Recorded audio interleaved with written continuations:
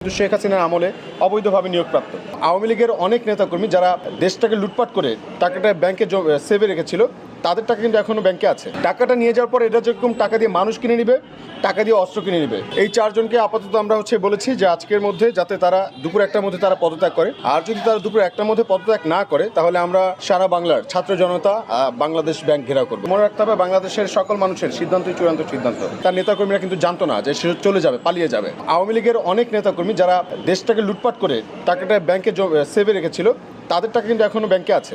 তো তারা যদি কোনোভাবে এই টাকাটা ব্যাংক থেকে তুলে নিতে পারে, এই যে যারা এখন ডিজিরা আছে তাদের মাধ্যমে যদি তুলে নিতে পারে, তখন দেখা যাবে কি এখন দেশটা মোটামুটি এখন স্থিতিশীল পর্যায়ে আছে। টাকাটা নিয়ে যাওয়ার পর এটা যেরকম টাকা দিয়ে মানুষ কিনে নিবে, টাকা দিয়ে অস্ত্র কিনে নিবে, তখন আমাদের দেশের যে মানুষের জানমালের নিরাপত্তা বিঘ্নিত হবে।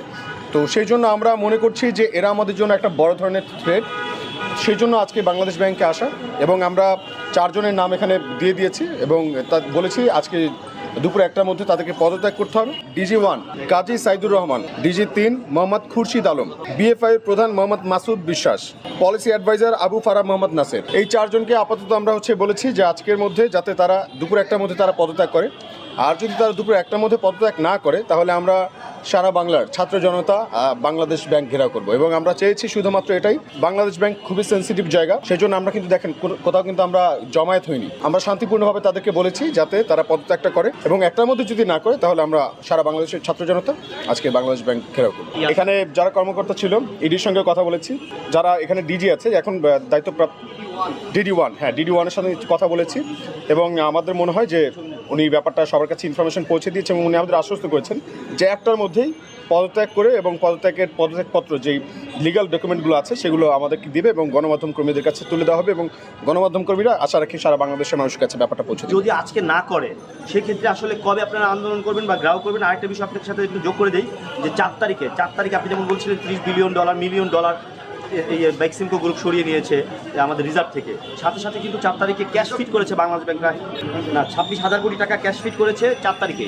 তো এই যে মানুষের হাতে ক্যাশ দিয়ে দিল বাংলাদেশ ব্যাংকের একেবারে প্রত্যক্ষ মদদে, এই বিষয়টিকেও কীভাবে দেখবেন? আসলে বাংলাদেশের এখন পর্যন্ত আমরা বিজয় উল্লাস করতে পারছি না, আমরা বলতে পারছি না যে বাংলাদেশ স্বৈরাচার মুক্ত হয়েছে।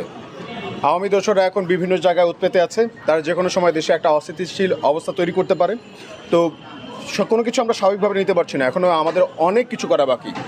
শেখ হাসিনা যেমন তার রুটকে, তার শিকড়কে সারা বাংলায় ছড়িয়ে ছিটিয়ে রেখেছে, এবং একদম ভালো করে সে ঘাঁটি গেড়েছে। তো সেই ঘাঁটি যতক্ষণ পর্যন্ত আমরা উৎপাদন না করতে পারছি, ততক্ষণ পর্যন্ত আমরা বলতে পারছি না আমরা স্বাধীন।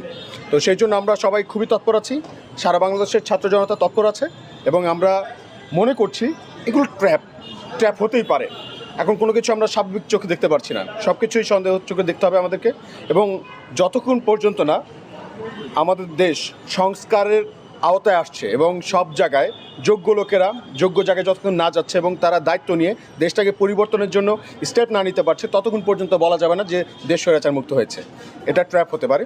সো সবাইকে বলবো, সবাই হুঁশিয়ার থাকবেন, সচেতন থাকবেন, সোচ্চার থাকবেন, যাতে কোনোভাবে বাংলাদেশের সাধারণ মানুষের উপরে আওয়ামী দোসররা আর কোনোভাবে হানা না দিতে পারে। আমরা তো এই কথাই বলছি যে শেখ হাসিনা শাসনামলে যত রকম অবৈধ নিয়োগ হয়েছে, এই যে যাদের কথা আমরা প্রশ্নটা তুলেছি, আমরা যেই চারজনকে পদত্যাগ করতে বলেছি, এটা কিন্তু শেখ হাসিনার আমলে অবৈধভাবে নিয়োগপ্রাপ্ত। তো এরকম শেখ হাসিনার আমলে যত অবৈধ নিয়োগপ্রাপ্ত যারা আছে সরকারি বিভিন্ন জায়গায় বিভিন্ন প্রতিষ্ঠানে যারা ঘাঁটি গেড়ে বসে আছে, তাদেরকে উচ্ছেদ করতে হবে এবং অতি দ্রুত তদন্ত সাপেক্ষে তাদের নিয়োগ বাতিল করতে হবে। এটা আমাদের এখন সময়ের চাওয়া, সময়ের দাবি, এবং সবাই এক এক করে প্রসেসে যাচ্ছে। ছাত্র জনতা সবাই সোচ্চার আছে, সবাই ইনশাল্লাহ তাদেরকে আমরা প্রতিহত করছি ইনশাল্লাহ। দেখেন, ওনারা আশ্বাস দিলেই যে আমরা সব আশ্বাসে মেনে যাবো, ব্যাপারটা এমন না। র্যাপিড অ্যাকশন প্রয়োজন। আমাদেরকে একটার মধ্যে কাগজপত্র দিবে, সব কিছু বুঝিয়ে দিবে, গণমাধ্যম দেখবে, সারা বাংলাদেশের মানুষ ডিক্লেয়ার দিবে যে ওকে ঠিক আছে, ইটস ওকে। সারা বাংলাদেশের মানুষ যখন বলবে ইটস ওকে, বাংলাদেশ মনে রাখতে হবে বাংলাদেশের সকল মানুষের সিদ্ধান্তই চূড়ান্ত সিদ্ধান্ত। তারা যখন বলবে ঠিক আছে, তখন আমরা এখান থেকে যাব। এর আগ পর্যন্ত আমরা আমাদের সিদ্ধান্তে অটল থাকব।